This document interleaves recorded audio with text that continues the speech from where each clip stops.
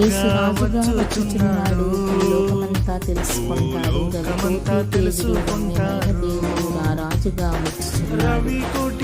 మేఘాల మీద రమ్యమైన దేవుడు రవి కోటి తేజుడు రమ్యమైన దేవుడు రారాజుగా ఏడేళ్ల పక్షులకు యేసు రారాజుగా వచ్చుచున్నాడు. యేసు రాజుగా వచ్చుచున్నాడు. వెయ్యేళ్ళపై యేసు రాజ్యములను రాజ్యాలను ఆయన ఏలును.